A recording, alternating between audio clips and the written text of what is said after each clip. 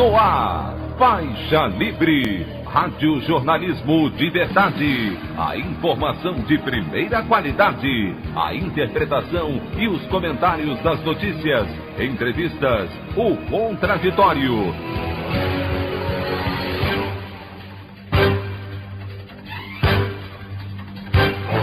Tudo para aproximar você cada vez mais da realidade do Brasil e do mundo. Apresentação: Anderson Gomes.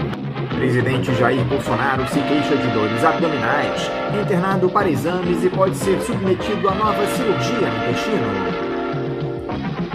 Emanuela Medrade, diretora da Precisa Medicamentos, empresa que intermediou o contrato de compra de vacinas Covaxin, diz que o Ministério da Saúde mentiu para mais sobre o preço das doses que seriam adquiridas.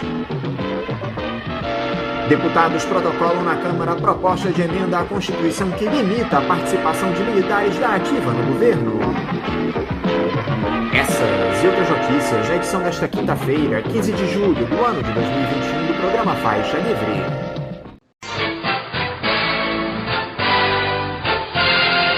O comentário de Anderson Gomes.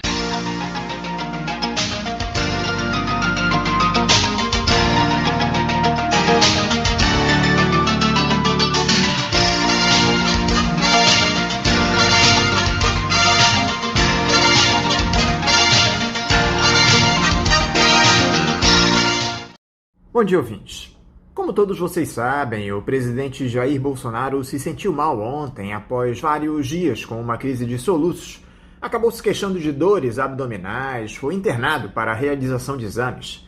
De acordo com os médicos que o atenderam, ele teve de ser transferido para São Paulo para verificarem a necessidade de uma nova cirurgia no intestino, a região afetada pela facada que ele levou durante a campanha eleitoral de 2018. A grande questão é que tudo isso pode ser mais uma das fake news do ex-capitão. É o que aponta o jornalista Leonardo Sakamoto em sua coluna publicada ontem pelo site UOL, com o título "Bolsonaro ostenta um histórico de falta de transparência quanto à sua saúde". Ele diz o seguinte: após o presidente Jair Bolsonaro sentir dores abdominais na madrugada desta quarta, a assessoria de imprensa do Palácio do Planalto divulgou uma nota informando que ele deu entrada no Hospital das Forças Armadas para a realização de exames para identificar a causa dos soluços que vem afligindo ele há dias. Ficará sob observação entre 24 e 48 horas. Estaria animado e passa bem. Desejo a ele saúde, mesmo que ele não tenha feito o mesmo aos brasileiros durante a pandemia de Covid-19. É necessário acompanhar de perto e exigir que o governo federal garanta todas as informações sobre o seu quadro clínico, pois, apesar da nota divulgada hoje, transparência nessa área não é o seu forte. No ano passado, Bolsonaro travou uma disputa jurídica para não mostrar o resultado dos testes que realizou sobre Covid-19, alegando defesa de sua intimidade, vida privada, honra e imagem. O presidente da República quis que a população acreditasse apenas em sua palavra, quando dizia que não havia contraído até aquele momento o coronavírus. A beleza da democracia, contudo, é que nós temos o direito de saber e ele o dever de informar. Acabou sendo obrigado pela justiça a revelar os testes. Ser presidente da República diferencia o indivíduo dos demais cidadãos, não apenas pelos poderes que o cargo lhe confere, mas principalmente pelos deveres que é obrigado a cumprir, entre eles a transparência sobre seus atos e sobre sua condição de saúde, o que interfere em seu governo. Se ele quer a plena privacidade de volta, basta renunciar. Transparência não é concessão que governantes fazem a cidadãos, mas uma obrigação. A condição de saúde de um presidente não é uma questão de foro íntimo, mas de interesse público, pois situações que os incapacitam permanente ou momentaneamente causam impactos na vida das pessoas. Transparência aconteceu com o tratamento de doenças de outros políticos, como os cânceres dos ex-presidentes Luiz Inácio Lula da Silva e Dilma Rousseff e do prefeito de São Paulo, Bruno Covas. Infelizmente, Bolsonaro não adota essa prática. chegando a ir a hospitais sem colocar na agenda e sem explicar direito o que foi fazer lá, como aconteceu em 30 de janeiro de 2020. Naquele dia, passou algumas horas no hospital das Forças Armadas e o governo apenas se pronunciou após cobrança da imprensa. As consequências da abominável facada que ele levou no dia 6 de setembro de 2018 deixaram sequelas que deverão ser acompanhadas por um longo tempo, então é natural idas regulares ao hospital. E o Bolsonaro não é uma pessoa jovem, então é natural que tenha mais questões de saúde a resolver. Espera-se, contudo, que o governo haja de forma mais aberta, avisando com antecedência sobre exames de rotina que devem estar na agenda presidencial e, em casos de atendimento de emergência, o diagnóstico, os procedimentos adotados e o prognóstico precisam ser comunicados imediatamente, de preferência pelos médicos envolvidos. Tem que fazer jornalismo investigativo para descobrir o quadro real de um presidente e ao fim da picada.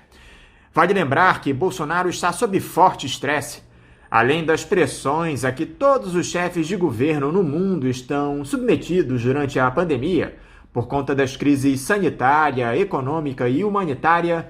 Há também as crises que o presidente cria para si mesmo, ao transformar seu governo em plataforma pré-eleitoral há mais de um ano das eleições e atacar outras instituições. Isso gera uma reação da sociedade, que não aceita ver a democracia jogada no lixo, o que só aumenta a pressão contra ele. O presidente da República espancou a Constituição Federal em praça pública durante os últimos dias, incentivando a intimidação do Senado pelas Forças Armadas e ameaçando o golpe eleitoral em 2022. Como recompensa, o agressor ganhou uma conversa de conciliação com o presidente do Supremo Tribunal Federal, cuja função principal deveria ser a defesa da vítima supracitada e dos presidentes do Senado e da Câmara, que contam com mecanismos legais para impedir que o presidente continue erodindo as instituições, mas não os usam. A reunião estava marcada para essa quarta, mas foi desmarcada devido ao estado de saúde de Bolsonaro. A tendência é que surja um pacto de união nacional que irá durar até o próximo ataque do presidente às instituições. Ameaça a República e ainda recebe um pirulito. A opinião do Faixa Livre. Bandeirantes, 1360. Estamos apresentando Faixa Livre.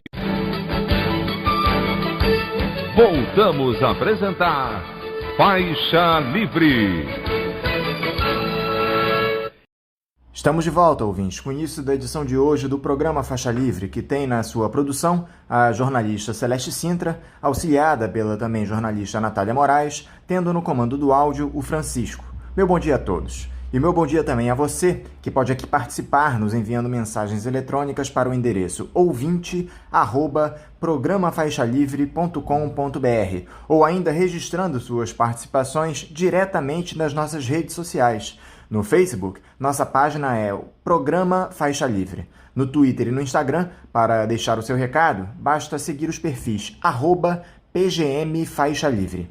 Lembrando que as participações por telefone estão inviabilizadas, pois durante o período da pandemia do novo coronavírus, nosso programa está sendo gravado no dia anterior à sua veiculação.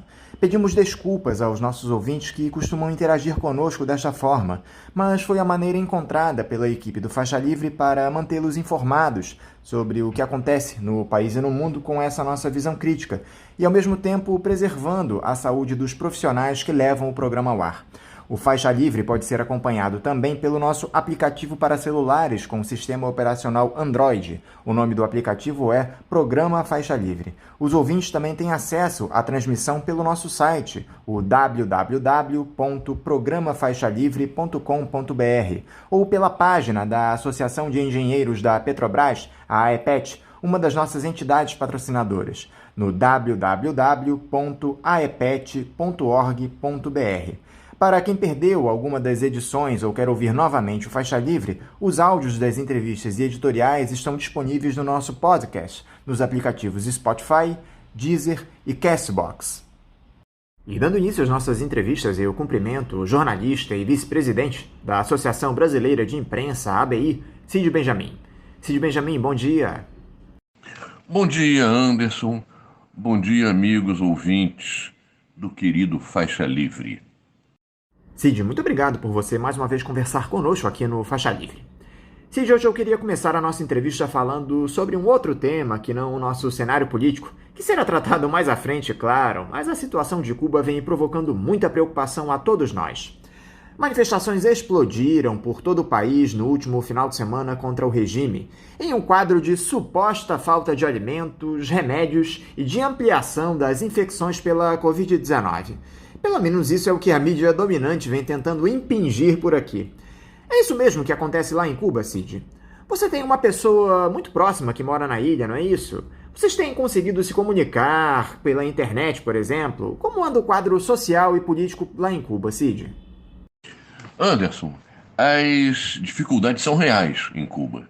Há um desabastecimento, a situação com a pandemia do Covid, ainda que seja infinitamente melhor do que em outros países, ela se agravou, em particular na província de Matanzas, onde fica Varadero, que é o principal centro turístico de Cuba, porque abriram, há algum tempo, reabriram a questão das visitas, das viagens internacionais.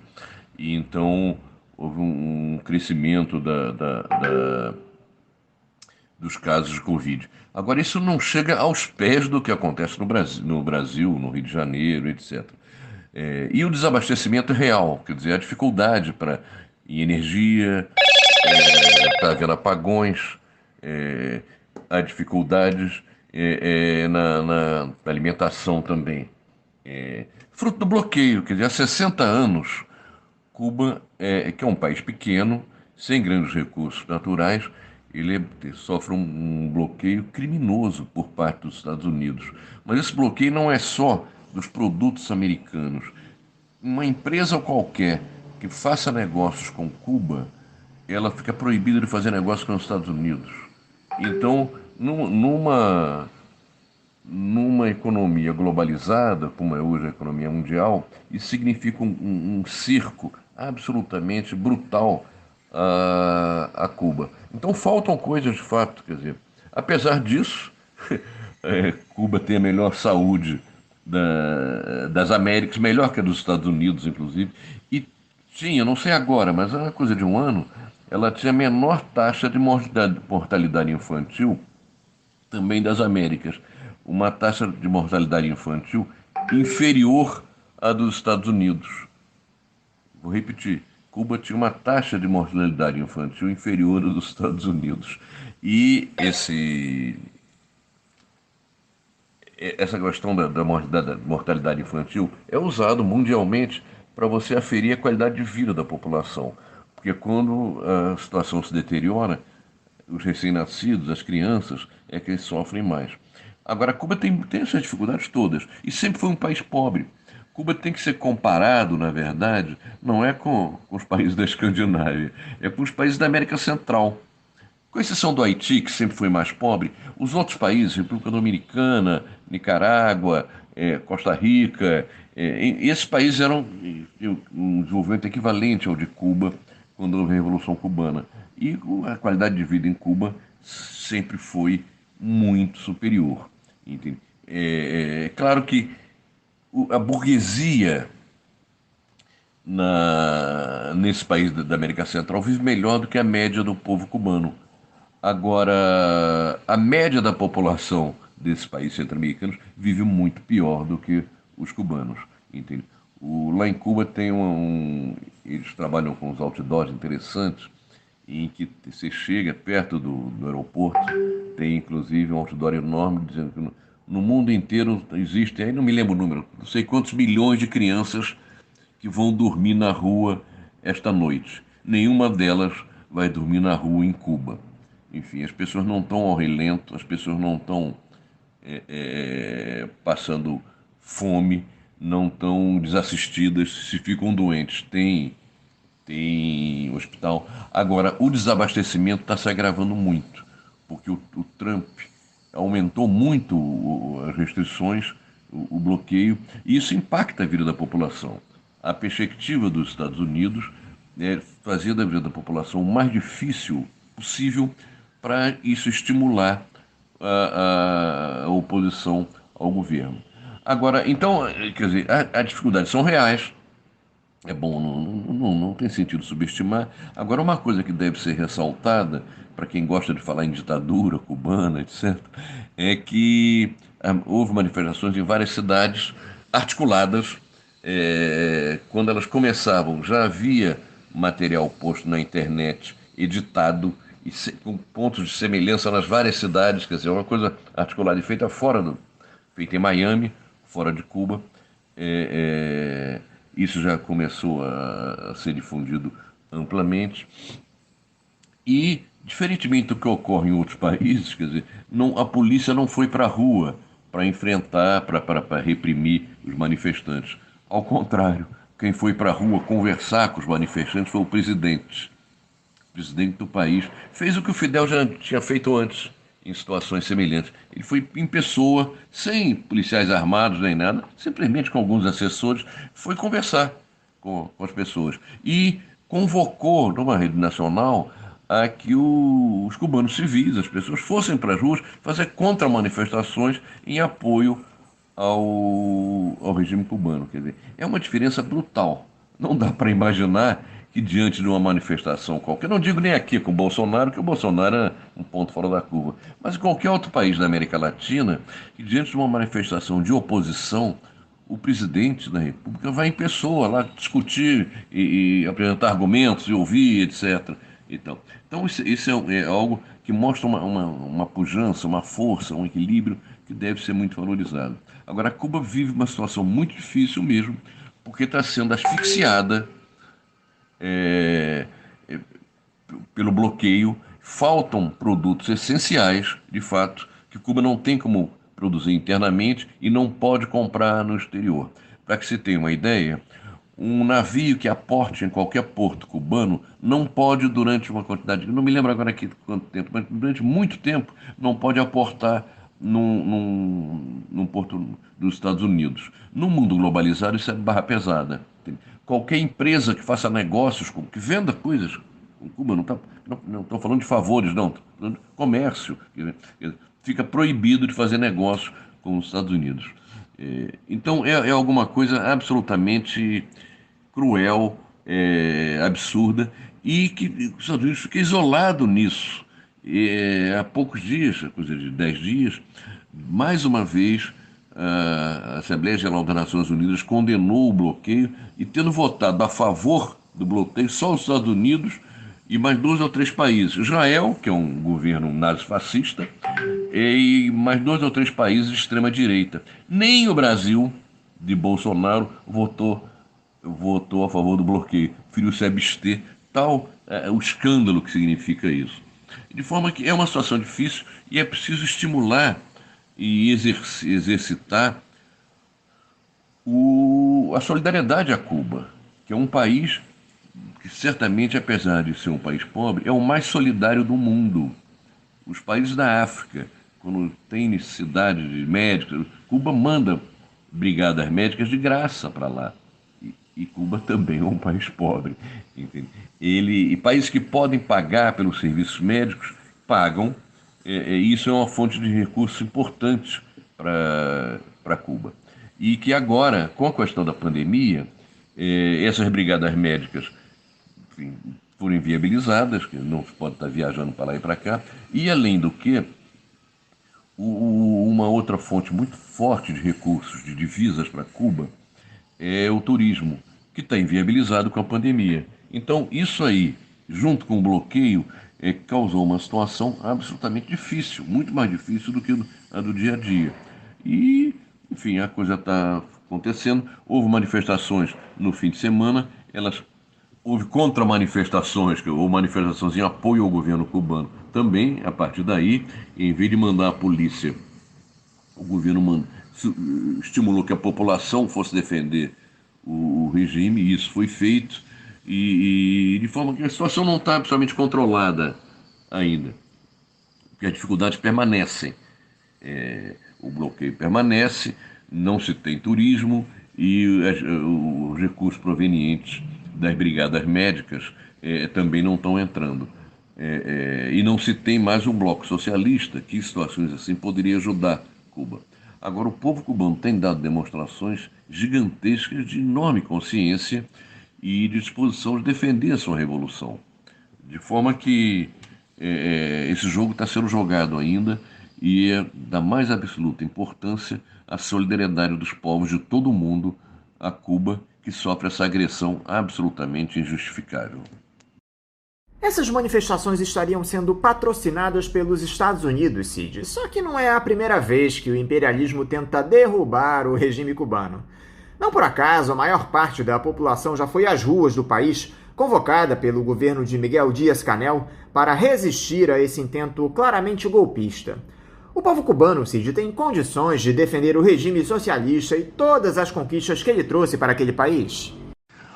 Olha, como eu disse, Anderson, é uma situação materialmente difícil, e a situação hoje é difícil materialmente, está havendo apagões, porque, para você ter uma ideia, recentemente estava a caminho de Cuba um navio levando combustível, que Cuba não tem queda d'água, ela depende, para gerar energia elétrica, depende do uso do combustível, de óleo diesel. E foi interceptado por navios de guerra americanos, não deixando chegar em Cuba. Quer dizer, é uma atitude de quem está em guerra, na verdade. Então, os problemas não estão... O fim dos problemas não está à vista. E, evidentemente, isso aí afeta a população. Entende? Deve ter gente se perguntando, poxa, não será mais negócio a gente, enfim, se render aos ditames dos Estados Unidos para acabar com o bloqueio? E essa é uma questão que está colocada. Agora, a resposta do povo cubano até agora tem sido que não vale a pena se render de jeito nenhum. Vamos resistir e vamos manter as conquistas da Revolução, porque se render significa privatizar os serviços públicos, voltar a um regime capitalista, entende? E aí, certamente, Cuba deixará de ter a menor mortalidade infantil nas Américas. Agora, Cid, por que a imprensa aqui no Brasil não contesta esse embargo estadunidense que há 6 décadas impõe um desafio absoluto ao regime cubano de manter um país sem que haja investimento externo? Esse pessoal só sabe criticar o governo da ilha, mas sequer se discute o embargo econômico. Não, é verdade. A própria derrota, a própria condenação do bloqueio na ONU tem muito pouco espaço aqui. Era uma coisa que tinha que ser discutido globalmente e com muito destaque, porque é uma ação de guerra que se faz contra um pequeno país sem que haja guerra declarada. É escandaloso. E, efetivamente, isso acontece não há 2 dias, não há 2 meses, mas há 60 anos. Há 60 anos. Cuba tem cálculos aí mostrando o quanto isso trouxe de prejuízo econômico a Cuba, ao país. É um negócio brutal, quer dizer, é algo realmente que tem a intenção, tem o desejo de asfixiar o processo político cubano, as conquistas da Revolução, fazendo com que o povo cubano se ajoelhe, entende? Para poder não ter apagão, para poder ter mais oferta de alimentos, ou para poder, enfim, ter uma vida minimamente normal nos moldes em que já teve e que poderia ter se não houvesse o bloqueio. Agora, o povo cubano, a reação do povo cubano foi muito importante, porque, primeiro do governo, não mandando polícia para bater nos manifestantes. Depois, os dirigentes do governo irem para a rua discutir com os manifestantes. E depois convocarem a população para que fizessem manifestações também a favor do governo. Isso num quadro de desabastecimento, de apagão, de dificuldades, é uma coisa impressionante. É uma coisa impressionante. Tem que ser muito valorizada, muito divulgada. Eu fico imaginando se em algum outro país da América Latina, diante de manifestações desse tipo, o governo reagiria dessa forma. A orientação para a polícia foi só intervir se houvesse depredação. E ao que se sabe, ao que se chegou aqui, houve um caso que uma passeata que passou em frente ao prédio da Rádio e Televisão Cubana, houve uma tentativa de depredar, e aí a polícia interveio. Mas nos outros locais, e houve manifestações em 12, 13 cidades, concomitantemente, articuladas, com mesma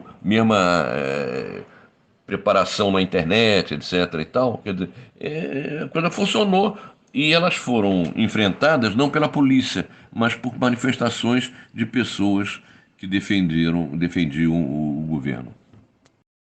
Não era o Joe Biden, Cid, aquela figura progressista que parte das nossas esquerdas venerava aqui no Brasil? O que houve com esse caráter benevolente do presidente dos Estados Unidos, Cid? Olha, o Joe Biden nunca foi progressista. Comparado com o troglodita que o antecedeu, era uma figura um pouco melhor. Inclusive, havia expectativa de que ele fosse mudar a política em relação a Cuba. Não mudou. Ele assumiu há pouco tempo, é verdade, mas não mudou, como se vê. Na verdade, democratas e republicanos nos Estados Unidos têm diferença. Os republicanos costumam ser mais agressivos, verbalmente, pelo menos. Agora, muitas guerras no exterior foram desenvolvidas ou aumentadas pelos democratas, por presidentes democratas. É bom que se perca ilusões no Biden e nos democratas. Ele é melhor que o Trump? Certamente é melhor que o Trump, ou é menos pior. Mas não dá para contar com ele, no sentido de tomar medidas de justiça nas relações internacionais. O povo cubano sabe, tem consciência disso, que tem que contar com as próprias forças, com a sua consciência política e com a sua disposição de luta. Cid, eu quero falar agora um pouco sobre o cenário aqui no nosso país, que a cada dia piora. O presidente Jair Bolsonaro, acompanhado pelos militares que apoiam a sua gestão, endureceu o discurso nos últimos dias, especialmente por conta dessas denúncias de corrupção no Ministério da Saúde na compra de vacinas contra a Covid-19. Esses últimos movimentos do Palácio do Planalto e das Forças Armadas na tentativa de isolar o ex-capitão têm surtido resultado, na sua opinião, Cid? O Bolsonaro está isolado, está mais isolado a cada dia. Ele agora está com uma crise de soluço que certamente tem um fundo nervoso aí.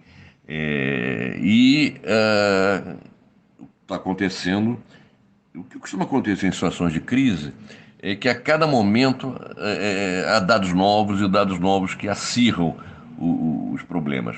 Um político antigo, Magalhães Pinto, conservador da velha UDN, mas era daquela escola de políticos mineiros que, enfim, tinham muita experiência. Ele dizia que política, às vezes, em épocas de crise, é como nuvem. Você olha, está de um jeito. Você olha de novo, daqui a pouco está de outro jeito, inteiramente diferente. Isso, em momentos de crise, é a mais absoluta verdade. Quer dizer, não dá para prever, nós estamos conversando hoje, não dá para prever, no dia 14, o programa vai ao ar no dia 15, quinta-feira, mas não dá para prever na semana seguinte como estará a situação. Entende? A gente tem aí a CPI, que está estampando um bueiro muito mal cheiroso, que é a questão das compras do Ministério da Saúde, que foi tomada pelos militares do Ministério da Saúde. Quer dizer, ele já tinha lá uma quadrilha instaurada, quadrilha do Centrão, e agora, aparentemente, há duas quadrilhas, uma encabeçada por militares, outra encabeçada pelo Centrão. E começa a não se entender muito. Entende? E a cada dia tem uma coisa mais séria. E é interessante que as pessoas que não vão depor na CPI buscam logo um habeas corpus, alguma decisão judicial que permita ficar calado. Agora, um gestor público, quando vai ser sabatinado sobre o seu trabalho como gestor, por que ele tem que ficar calado? Quer dizer, pode ter base legal isso, tudo bem. Agora, não tem base moral. Por que um gestor público não pode ir para lá e responder naturalmente às perguntas? Dizer que, olha, é isso e aquilo outro. Não, eles vão e se calam. Entende? E agora há setores militares que estão muito ofendidos porque alguns militares serão chamados para depor na CPI, que está averiguando, está investigando roubalheira no serviço público, na aquisição de vacina, no momento que já temos mais de 500 mil de mortos. Enfim, francamente, eu não sei que de tão grave pode acontecer se quebra o sigilo bancário e fiscal de alguém, se chama esse alguém para responder a perguntas sobre desempenho num cargo público. Quer dizer, a não ser que esse alguém seja ladrão, querer esconder o que fez. Entende? Aparentemente é o que está acontecendo. São duas quadrilhas que não se entenderam, estavam disputando para quem ia ficar com os negócios entre aspas, no Ministério da Saúde, em plena pandemia, o que torna um crime ainda mais grave, e não se sabe exatamente como vai estar a situação daqui a uma semana, ou talvez até o fim desta semana. Estamos conversando aqui na quarta-feira, e há depoimentos hoje, há depoimento amanhã, e o que pode acontecer? Quer dizer, o Bolsonaro teve um piripaque, está com uma crise nervosa, não para de ter soluço, e, enfim, mas as coisas têm que ser investigadas com todo respeito, com todo jeito, respeitando direitos, etc. Mas não dá para passar pano nisso, virar a página como se não tivesse acontecendo nada. Como nós já comentamos anteriormente, Cid, um dos fatores que vai garantindo Jair Bolsonaro são esses militares que estão em cargos no Executivo. Na última semana houve iniciativas dessa turma que provocaram enorme preocupação.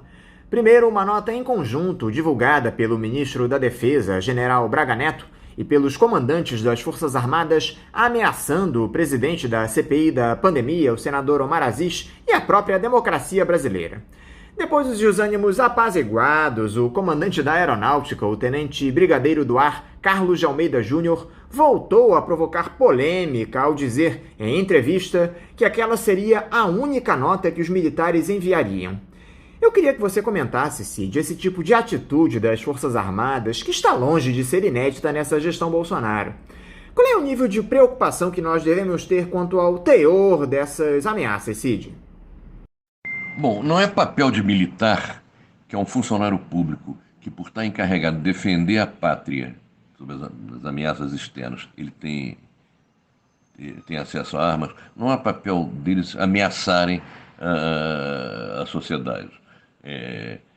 Aquela nota foi ridícula e mereceu uma resposta muito dura da sociedade, entende? Eles estão dizendo que é só aquela ameaça, não tem que ameaçar nenhuma, tem que cumprir suas funções, ficar no quartel, tratando das coisas relativas às Forças Armadas, da preparação profissional, etc. Não tem que se meter na política. E mais, nós temos hoje milhares e milhares de militares diretamente empregados em cargos civis. Algumas dessas pessoas parece que não estão tendo comportamento muito republicanos, em particular os 6 mil que andam aí pelo Ministério da Saúde e adjacências. Esse pessoal não pode ser investigado quando houver alguma denúncia. É isso que as Forças Armadas querem, é deixar essa gente acima do bem e do mal. Não é possível, francamente não é possível. De maneira que eu acho que eles têm que... essa nota dos comandantes militares, ela foi tão ridícula que inclusive não sequer conseguiu intimidar a população. Houve um blogueiro, um jovem de 30 anos e tal, que respondendo, chamando o brigadeiro de babaca.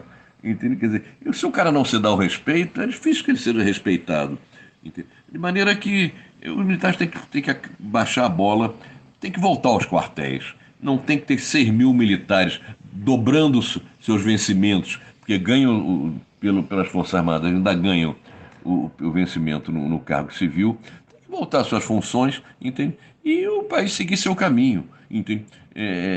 Inclusive, quando houver elementos para que se considere importante investigar a denúncia de corrupção, é preciso que isso seja feito sem qualquer ameaça, sem qualquer coisa. Entende? O militar não é melhor nem pior do que um civil, não está acima das leis. E de forma que, se houver militar metido em falcatruas, ele tem que ser investigado, tem que ser punido. Aliás, não tem sido muito feito, quer dizer, há pouco tempo, não muito tempo, uns 2 anos talvez, ou 1 ano, o governo espanhol, a polícia espanhola, viu que na comitiva do presidente Bolsonaro estava sendo levado 40 quilos de cocaína, entende? Para tráfico internacional de drogas. Isso por militares, né? Esse pessoal tem. O sargento que estava com a mala está preso lá. Agora, será que ele fez sozinho isso? Ele tinha dinheiro para comprar 40 quilos de cocaína pura, ele tinha capacidade na comitiva presidencial, mexer na tripulação e tal, e levar. Quer dizer, não se tem notícia nenhuma de investigação, de mais alguém envolvido, etc. Se fossem pessoas civis, será que a situação seria essa? Eu me permito duvidar. Vocês da Associação Brasileira de Imprensa, CID, divulgaram uma importante nota onde se solidarizam ao senador Omar Aziz e condenam esses ataques gratuitos dos militares, que levam para a instituição Forças Armadas as críticas individuais que o parlamentar fez em relação aos episódios de suspeitas de corrupção protagonizadas por oficiais que ocupam cargos no Ministério da Saúde. Cid, qual é o papel que a ABI cumpre em um cenário de constantes ameaças à nossa democracia? Essa instituição que acaba de completar 113 anos de existência. Anderson, a ABI se orgulha de, ao longo dos 113 anos de existência, citados por você, ter estado sempre do lado certo da história. A ABI esteve presente na campanha do Petróleo é Nosso, esteve presente na campanha por eleições diretas para presidente, esteve presente na campanha pela anistia, esteve presente no impeachment do Collor, esteve presente, enfim, nos grandes momentos políticos do país, a ABI esteve presente. E tem uma autoridade moral indiscutível. Por isso, inclusive, ela considerou conveniente fazer uma nota em apoio ao senador Omar Aziz, que está tendo um comportamento sereno, mas muito firme na condução da ABI, da CPI.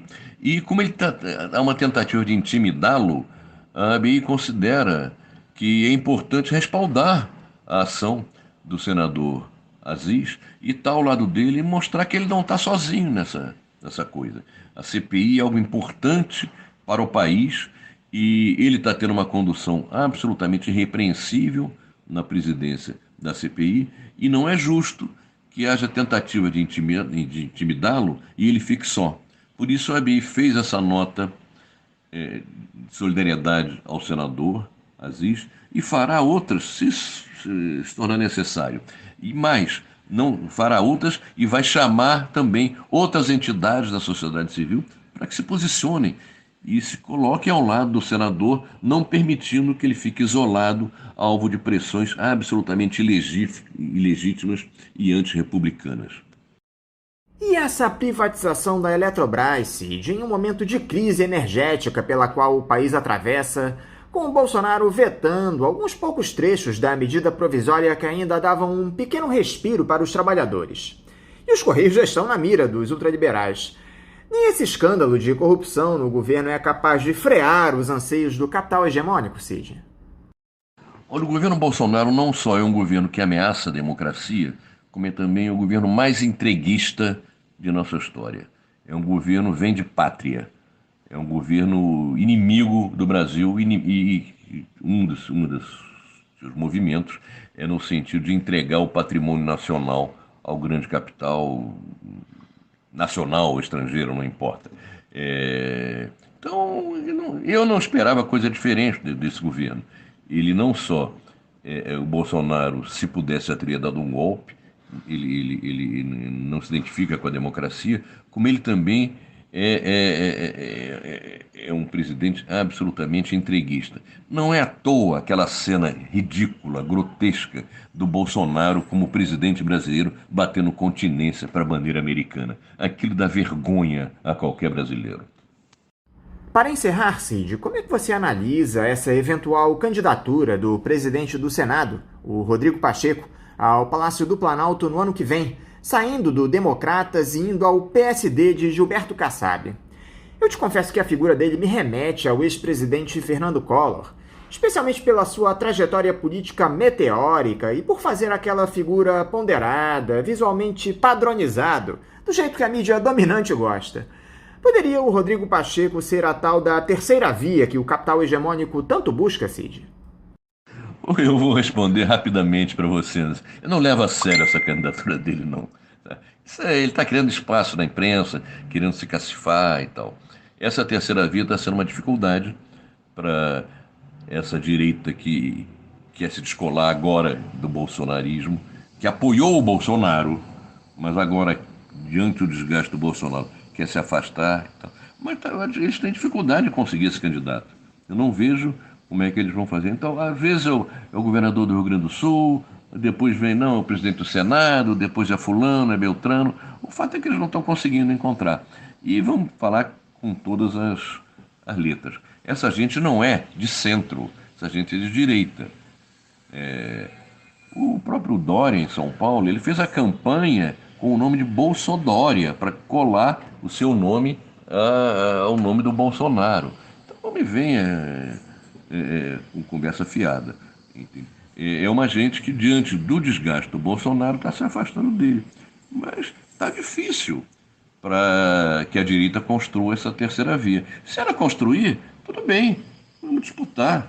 Eu não votarei jamais no candidato dessa chamada terceira via, que na verdade é a direita, que sabe usar garfo e faca, mas é de direita, mas ele também não leva muito a sério esses nomes que surgem, porque a cada semana surge um nome novo e desaparece daí a 15 dias. De maneira que a situação do Bolsonaro é muito difícil e a situação da direita como um todo também é difícil. Enfim, e ainda é bom que seja assim, porque é preciso recuperar o país e se ter um governo que pense nas necessidades da população, faça um governo de caráter popular e democrático. Cid Benjamin, eu quero mais uma vez te agradecer por você conversar conosco aqui no Faixa Livre. Quero te desejar um ótimo dia de trabalho e deixar também o meu abraço. Anderson, eu aqui agradeço, eu estou à disposição de vocês, eu sou um fã do Faixa Livre. Acho que é uma iniciativa que tem que ser fortalecida por todos os democratas e por todos os brasileiros que pensam na necessidade de se ter um país a serviço do povo. De forma que, quando convidado, eu recebo esse convite como uma convocação. E estou sempre à disposição de vocês. Um forte abraço a você e às meninas aí da produção. Conversamos aqui com o jornalista e vice-presidente da Associação Brasileira de Imprensa, ABI, Cid Benjamin. Como vocês, ouvintes, sabem, o Faixa Livre tem passado por um processo de transição nos últimos tempos, que provocou algumas mudanças e também adaptações às novas tecnologias. Uma delas é justamente a adoção de uma chave Pix, essa nova modalidade de transferência de valores para os ouvintes que desejam contribuir com qualquer quantia para a manutenção do programa. Portanto, para você que já aderiu a essa nova tecnologia, a chave Pix da conta do Faixa Livre é o nosso e-mail, ouvinte@programafaixalivre.com.br. Repetindo, a nossa chave Pix é ouvinte@programafaixalivre.com.br. Para você que faz transferências da maneira tradicional, a nossa conta em nome da Associação de Funcionários do BNDES, a AFBNDES, no Banco Itaú, agência 1964, conta corrente de número 03004, dígito 1. Repetindo, a agência do Banco Itaú, 1964, conta corrente 03004, dígito 1. O CNPJ da AFBNDES para a realização de depósitos de quem não é cliente do referido banco é o 33 984-550-0001-41. Repetindo, o CNPJ da AFB-NDS é o 33-984-550-0001-41. Lembrando que todos os recursos depositados nessa conta são destinados exclusivamente ao financiamento dos custos do Faixa Livre. Para quem não conseguir anotar as informações referentes à conta, elas estarão disponíveis no nosso site, o www.programafaixalivre.com.br, e nas nossas redes sociais, no Facebook, Twitter e Instagram.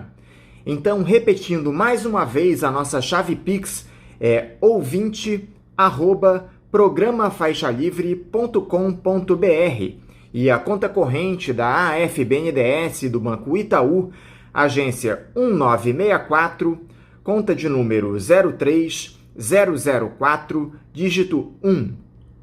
Vamos agora ao nosso primeiro intervalo. Voltaremos já já.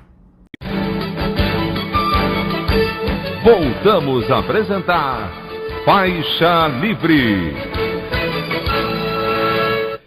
Já voltamos, ouvintes, e agora eu saúdo o doutor em História pela Universidade de Paris, professor aposentado da Universidade Federal Fluminense, a UF, ex-vice-presidente do CNPq e ex-presidente da Associação Brasileira de Estudos de Defesa, a ABED, Manuel Domingos Neto. Manuel Domingos Neto, bom dia.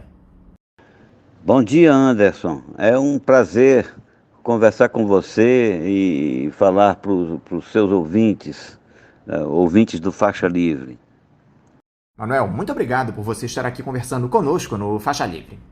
Manuel, nós temos conversado com uma série de pessoas aqui nos últimos meses a respeito desse caráter genocida, autoritário e entreguista do governo do senhor Jair Bolsonaro, e as análises não fogem muito do padrão. A grande questão, Manuel, é que todos nós sabíamos, desde antes das eleições de 2018, que o ex-capitão seria uma tragédia absoluta no Palácio do Planalto e cansamos de alertar aqui no programa. Mas eu faço questão de ouvir a sua análise para essa gestão do Bolsonaro, Manuel. Qual é a impressão que o senhor tem do presidente depois de mais de 530 mil mortes provocadas, em grande parte, pelo seu negacionismo à pandemia, agora todos esses escândalos de corrupção? Estava no pacote isso, Manuel?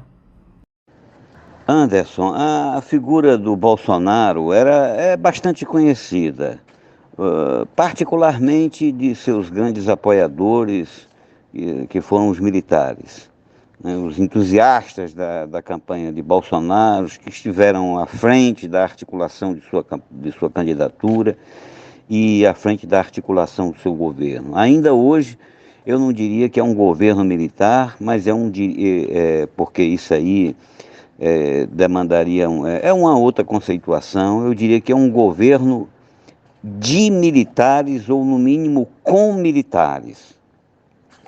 E a sua incapacidade para o trabalho, o seu padrão moral, a sua irresponsabilidade, a sua boca livre, as suas falcatruas eram bastante conhecidas, de sorte que nós não poderíamos esperar grande coisa. O agravante de tudo foi a pandemia.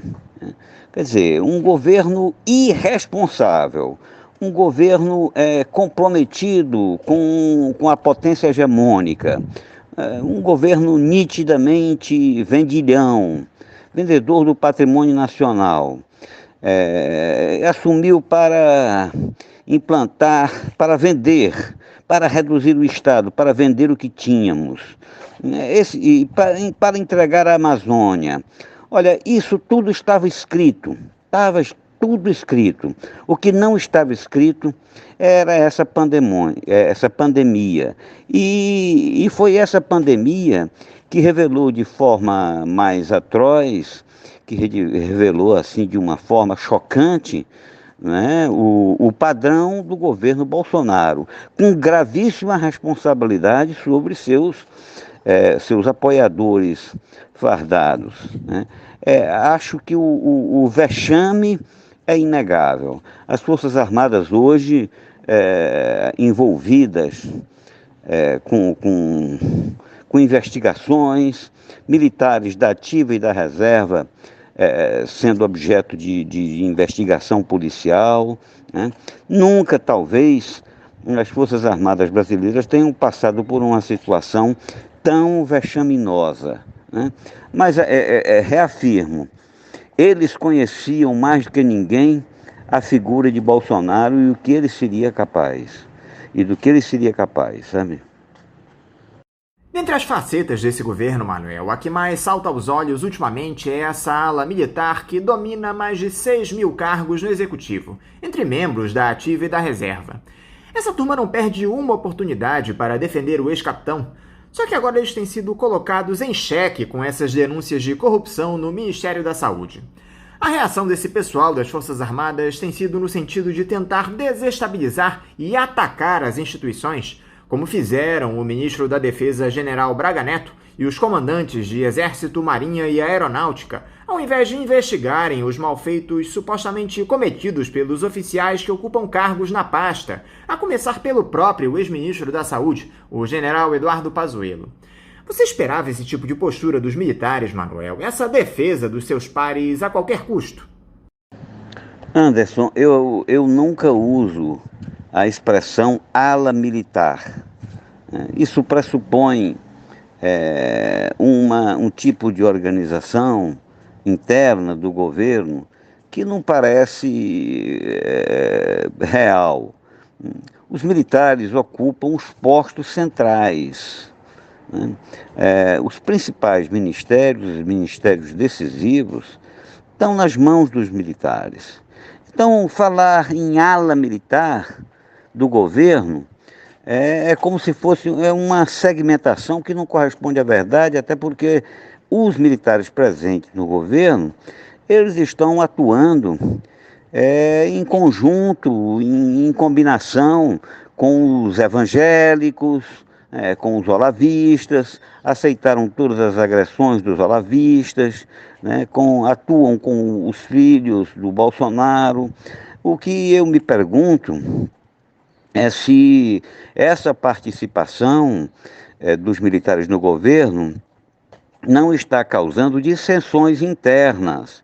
Porque, veja bem, a política é o âmbito do contraditório, é o âmbito da disputa, né? À medida em que a Força Armada, unida doutrinariamente, entra na política, aí me parece que eles entram no campo da disputa, e a disputa é não apenas disputa por ideias, disputas programáticas. Eu não vejo configuração de disputas programáticas dentro do governo, mas eu vejo de disputas por posição, por vantagens, por privilégios, por cargos, né? E nisso os militares vão se confundindo, né?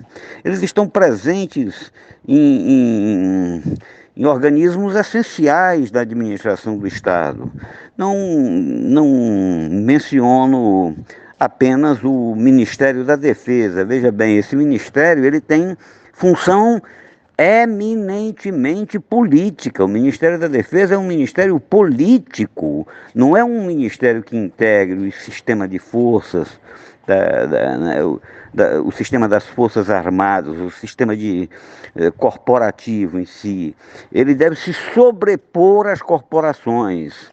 No entanto, está lá um general que era chefe da Casa Civil, o general Braga Neto, um general que foi o interventor do Rio de Janeiro, e que, portanto, conhece na intimidade tudo que o presidente fez no verão passado, sabe? E se você olhar para aquelas áreas que eu conheço melhor, devido à minha atuação no campo da ciência e da tecnologia, nós vamos verificar que tanto o Ministério da Ciência e Tecnologia, um ministério estratégico fundamental para o Brasil, é hoje dominado por coronéis, né? As verbas, o apoio à ciência e tecnologia e toda a estrutura administrativa se desfazendo, como o Ministério da Defesa. São ministérios essenciais, né? E está entregue aos militares. O ministro da Educação é um evangélico, e quem manda no ministério? Quem manda no ministério? Quem está nos cargos essenciais, quem está definindo tudo, né? E assim vai para todas as áreas, para todos os domínios da política pública, sabe? Então, eu não consigo raciocinar muito com ala militar, mas raciocino com militares efetivamente dando as cartas no governo. Imagine se esses militares, de repente, resolvessem desembarcar do governo. Se acabaria o governo, né? Não haveria mais respaldo moral e possibilidades de administrar o Estado Nacional Brasileiro.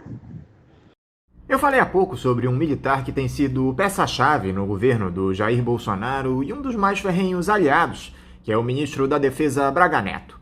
Ele já havia sido ministro-chefe da Casa Civil e vive proferindo ameaças contra Deus e o mundo. Esse senhor é alvo de críticas dos próprios militares e também de parlamentares, e já foi apelidado de provocador-chefe da República. Agora ele foi convidado pela Comissão de Fiscalização Financeira e Controle da Câmara para explicar a nota ameaçadora que escreveu recentemente, atacando o senador Omar Aziz. Como é que você observa a função do Braga Neto dentro do governo, Manuel? O general Braga Neto é um general que sempre ocupou posição essencial desde a campanha, como eu já me referi, né? Ele foi interventor no Rio de Janeiro. Essa intervenção no Rio de Janeiro, considero eu, foi uma pavimentação da campanha do Bolsonaro, porque no curso de uma campanha presidencial, obviamente que o Rio de Janeiro revelaria muitas coisas, e quem estava no controle da segurança do Rio de Janeiro era o general Braga Neto. Agora, eu sempre analiso essa grande e trágica aventura castrense na política pelo seu aspecto mais geral, que é o aspecto geopolítico. Acho que a decisão dos militares tem alguma coisa de decisão geopolítica.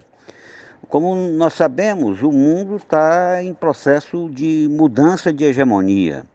Os Estados Unidos estão em confronto. Eles tentaram a unipolaridade, não conseguiram, e estão em confronto com uma outra potência em ascensão. De certa forma, tudo que ocorre no mundo é afetado por essa disputa. Quando ocorre mudança de hegemonia mundial, faz parte da história ocorrer conflitos, inclusive conflitos sangrentos. Não esqueçamos que a última grande mudança ocorreu na Segunda Guerra Mundial, foi um banho de sangue. Agora, como se filia o general Braga Neto e como se filiam as Forças Armadas nesse confronto? O comandante da Marinha, Ilques Barbosa, o primeiro comandante nomeado pelo Bolsonaro, né, ele já anunciou, né, no discurso de posse, a orientação estratégica, que era de afinidade com os Estados Unidos, com o que ele chamou de lado ocidental. Desculpe. Então, quem foi o general Braga Neto dentro desse esquema de entendimentos com os Estados Unidos? Ele foi adido militar do Brasil em Washington. Portanto, um dos oficiais generais em função privilegiada para dialogar com a grande potência hegemônica. Esse é um aspecto pouco comentado, sabe? Por isso eu insisto em dizer que a função do Braga Neto extrapola largamente a noção puramente de administração interna, né? Acho que essa participação é relacionada a uma busca intensiva de posicionamento dos Estados Unidos na América do Sul. Saiu o presidente dos Estados Unidos, Donald Trump, entrou o Joe Biden, e persistiu a mesma orientação. O que nós temos a esperar, doravante, é um agravamento das tensões, né? Os norte-americanos atuam firmemente para que a América do Sul persista como grande território de domínio norte-americano. Assim é a perspectiva do governo Bolsonaro. É uma perspectiva de subserviência. Multiplicam-se os exercícios militares, os acordos, os entendimentos do governo Bolsonaro com os Estados Unidos, sabe? Então, o Braga Neto cumpre função essencial. Eu diria que hoje é o homem mais relevante, é o homem mais forte. Sinceramente, essas acusações que ele faz é uma cinte. É uma cinte. Não é demonstração de força, é uma demonstração de fraqueza. Ele dá um recado para a tropa de que a tropa deve apoiar Bolsonaro em quaisquer circunstâncias. Bolsonaro, como todos sabemos, sempre quis e quer a guerra civil. E o general Braga Neto endossa a parada. É um dos generais mais fiéis, né? É um dos generais mais atuantes. Agora, uma outra questão é a seguinte: a tropa seguirá as indicações de Bolsonaro, as indicações e o comando do ministro da Defesa até o fim? Eu acredito que não. A ida de Braga Neto à comissão é uma tacada forte. Ele foi convocado para se explicar. É hora do Parlamento brasileiro, do Senado brasileiro, revelar altivez. Os militares precisam se explicar. Afinal, gastam muitos recursos públicos teoricamente destinados à defesa, não apresentam uma defesa que preste, não oferecem garantias de defesa militar do Brasil e se locupletam. É a categoria de Estado mais beneficiada. Em plena crise recebem benesses, enquanto que o conjunto do Estado é desmontado, enquanto o conjunto da sociedade está sofrendo com uma crise aprofundada. Portanto, eu vejo com absoluta justeza essa atitude da CPI do Senado de convocar o general Braga Neto, e acho que os comandantes também têm muito que explicar nessa matéria. Outro dia o Santos Cruz, o general Santos Cruz, falou que seria uma covardia atribuir responsabilidades aos militares no caso da pandemia. Eu disse, meu Deus do céu, vamos atribuir responsabilidade a quem? Se eles puseram Bolsonaro lá, trabalharam por Bolsonaro, o próprio Santos Cruz foi um dos protagonistas da campanha do Bolsonaro, né? O Ministério da Saúde estava entregue a um general da ativa. Vão responsabilizar a quem, meu Deus do céu? Como é que pode? Agora, ficar crucificando exclusivamente o Pazuello como se fosse bode expiatório, aí não dá. Quem ordenou a fabricação de cloroquina? Isso precisa ser respondido. Quem desviou verbas da saúde para outras coisas em um momento de tragédia? O desvio de verbas da saúde para outras finalidades, no momento de morte massiva de brasileiros, é uma acusação gravíssima que precisa ser devidamente apurada, Anderson. Manuel, você observa mais semelhanças ou mais diferenças nessas atitudes dos militares atualmente em comparação ao que tivemos no período pré-ditadura, antes do golpe de 1964? Eu não vejo muita semelhança entre o que vivemos agora e o que vivemos antes de 64 ou durante o golpe de 64. a começar pelos generais.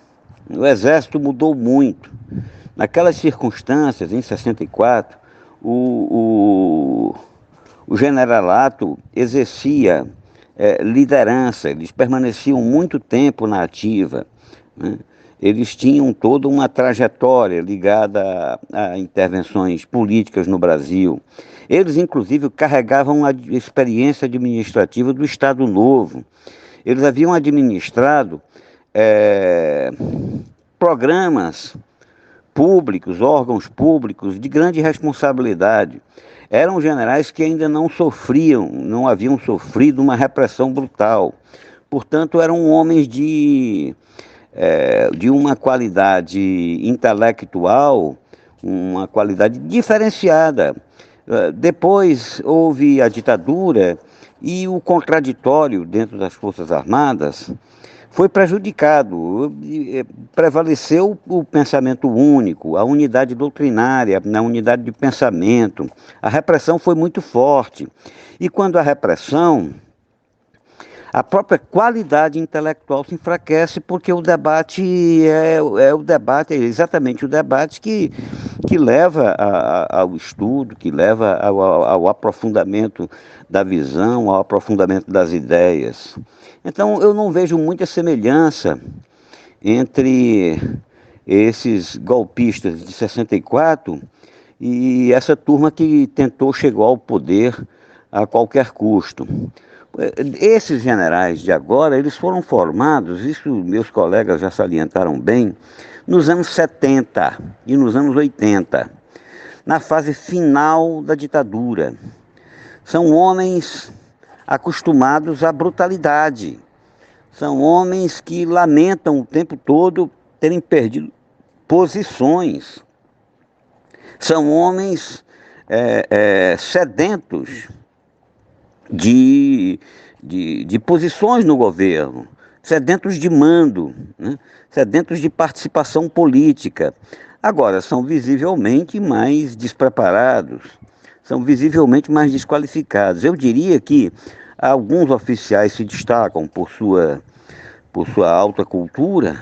Eu não vou mencionar nomes aqui, mas há generais que são de fato mais preparados intelectualmente, mas não é o caso da maioria do oficialato brasileiro, né? Por outro lado, o preparo intelectual é uma coisa e afinidade político-ideológica com um programa de desenvolvimento é outra.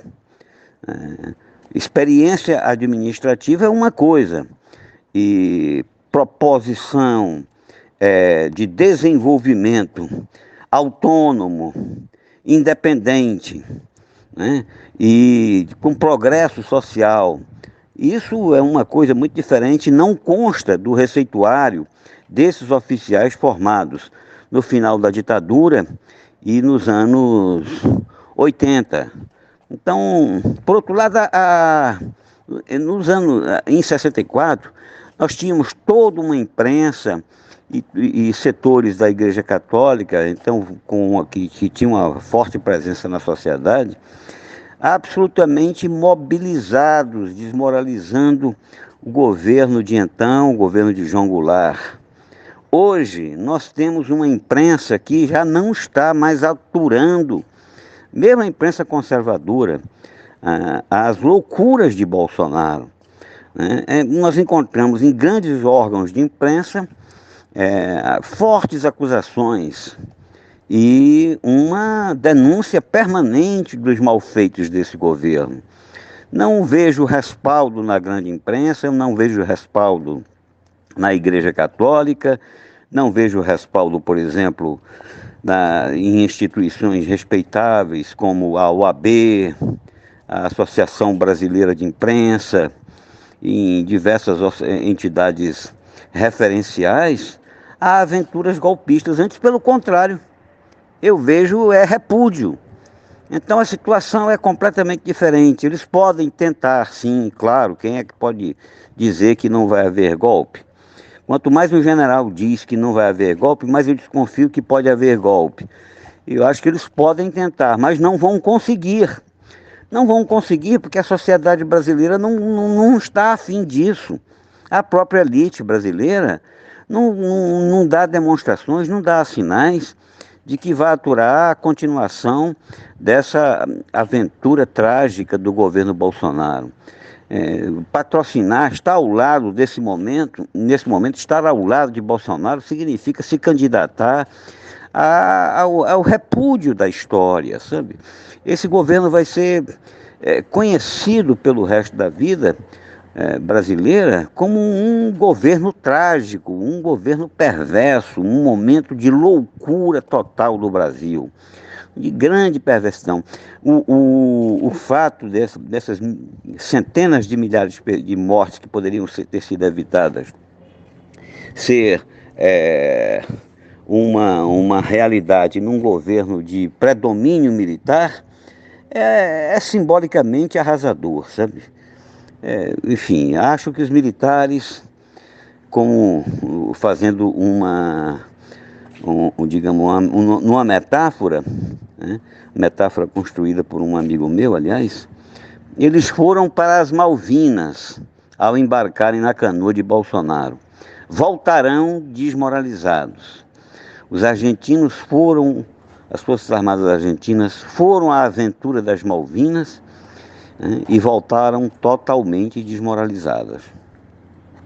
O Legislativo e o Judiciário, Manuel, estão cumprindo o papel republicano que eles deveriam ter com esse recrudescimento do discurso do Bolsonaro e dos militares? Eu te confesso que só vejo os presidentes do Supremo, do Senado, tentando contemporizar as sandices propaladas pelo ex-capitão. O da Câmara, então, o senhor Arthur Lira, nem se fala, esse já descartou a possibilidade de um impeachment do Bolsonaro. As ditas instituições fazem jus à sua relevância neste quadro de tamanha gravidade, Manuel? No que diz respeito ao parlamento, eu vejo uma atitude de temor, né? Não vejo um parlamento altivo diante da ofensiva dos militares. Tanto que a CPI há muito tempo já deveria ter convocado militares para explicar isso, né? Essa tragédia. Quanto ao judiciário, é diferente, me parece não haver muita unanimidade, né? E alguns ministros têm tomado posições mais audaciosas, né? Alexandre de Moraes é um deles, né? Então a resposta não seria assim uma resposta genérica, né? Porque há posições distintas.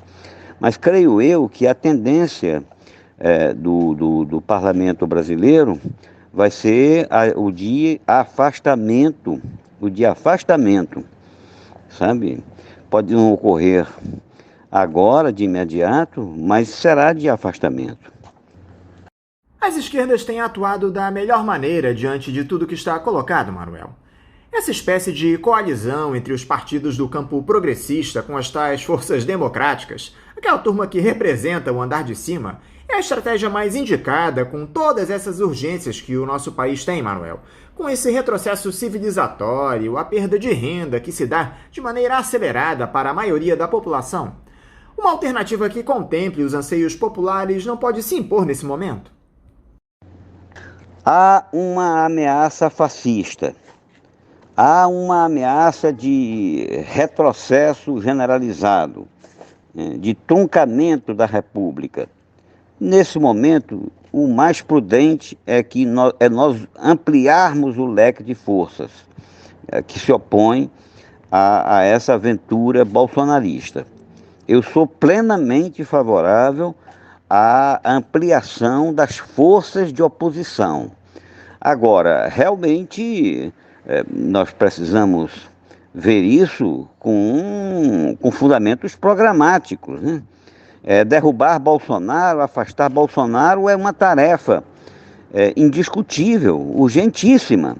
Mas o que fazer com o afastamento de Bolsonaro, como proceder doravante, como enfrentar as eleições, como nos prepararmos para restaurar o Brasil, aí entra em pauta o debate programático, que será devidamente afinado. Mas, repito, que a tarefa urgente, a tarefa do momento é unir todas as forças possíveis, inclusive forças liberais, que não aceitem vejam bem, que não aceitem a quebra do regime, que não aceitem o fechamento completo, né? É esse o perigo que nós temos.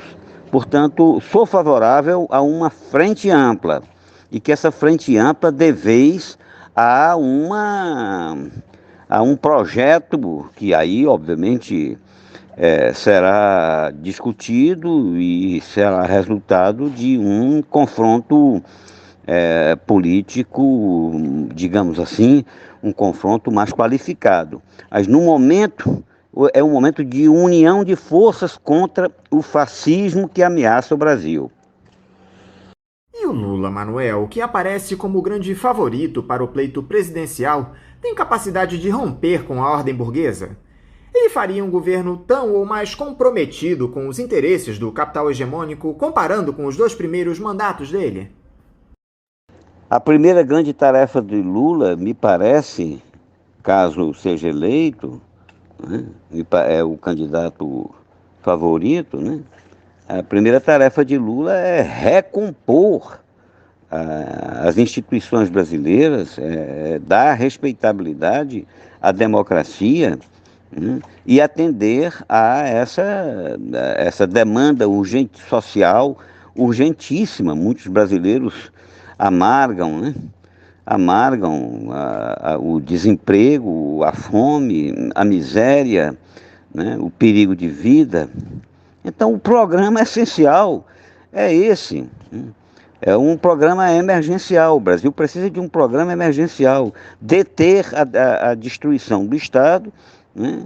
E atender às demandas mais sentidas da sociedade. Ao que me consta, será essa a missão de Lula ou de qualquer candidato que seja eleito. Para encerrar, Manuel, você acredita que a população possa reagir a todo esse panorama sombrio? As mobilizações de rua podem evitar que nós tenhamos mais uma aventura autoritária no nosso país? Anderson, a única saída que o Brasil tem é a mobilização popular. Apesar da pandemia, se a sociedade não se mobilizar, aí não vai ter jeito, né? Aí a direitona vai tomar conta e vai instaurar a confusão. Nós estamos com possibilidades, inclusive, de uma ruptura grave e a abertura e a realização do sonho de Bolsonaro, que é a guerra civil, né? Ao que me consta, apenas a ampla mobilização de massas, né, a união a mais ampla possível, é que pode deter essa perspectiva tão atroz para a sociedade. Manuel Domingos Neto, mais uma vez, muito obrigado por você conversar conosco aqui no Faixa Livre. Eu quero desejar um ótimo dia de trabalho e deixar aqui o meu abraço. Anderson, foi um grande prazer conversar contigo e uma honra me dirigir aos seus ouvintes. Eu abraço a todo mundo, esperando que todos nós nos convençamos que é hora de lutar pela liberdade no Brasil, né? A liberdade, a democracia é fundamental para nós enfrentarmos essa ameaça fascista, uma ameaça muito mais séria do que as que nós já enfrentamos no passado. Conversamos aqui com o doutor em História pela Universidade de Paris, professor aposentado da Universidade Federal Fluminense, ex-vice-presidente do CNPq e ex-presidente da Associação Brasileira de Estudos de Defesa, a ABED, Manuel Domingos Neto. Retomando agora a leitura dos recados que vocês nos encaminham aqui pelas redes sociais, pelo nosso site, pelo nosso e-mail. Ainda muita coisa acumulada aqui nas minhas mãos. Tem recados aqui do mês de junho. O Ivan Antero Gomes dos Santos, pelo YouTube, nos manda um bom dia e nos manda um abraço também. Ivan, você que fala aí de Niterói, um abraço forte para você, tudo de bom, tá bom, meu amigo? Obrigado pela audiência. O Fábio Antifascista Eco Pessoal faz um comentário aqui a respeito de uma matéria publicada pela revista Fórum, que diz que o Arthur Lira aconselhou o deputado Luiz Miranda a tornar públicas denúncias da Covaxin.